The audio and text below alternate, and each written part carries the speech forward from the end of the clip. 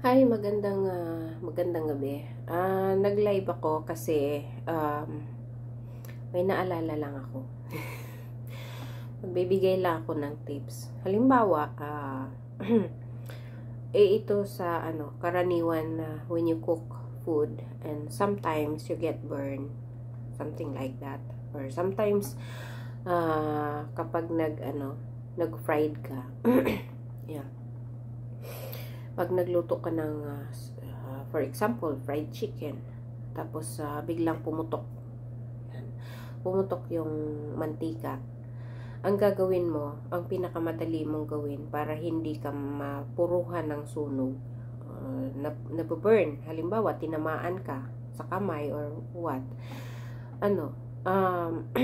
ang gagawin mo, ilagay mo kaagad sa tubig, sa open mo yung faucet, tapos put it right away your here the part that was burned, and tigilan mo siya kapag hindi mo na naramdaman yung sakit.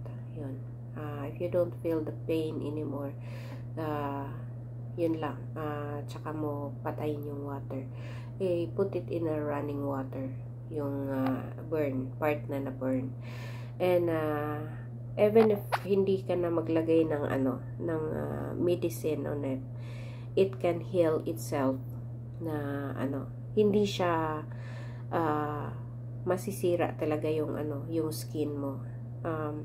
Like I have my burn, ano ba nangyari? I have burn the other week or something, like 2 weeks ago. This part I got burned. I was frying chicken. I made fried chicken, but the hot cooking oil was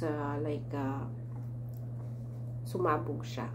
So this part is burned totally. But I put it right away on running water. I turn on the faucet and then put running water in it, and look, I don't have damage on my hand, because it becomes only the part that was burned. It's only become dark, and then the skin was removed by itself after 2 weeks, something like that, and then it becomes new. I had new skin, and it doesn't damage that much. So that's the yun ang na-discover ko when you get burned. Yun lang. Thank you so much for watching.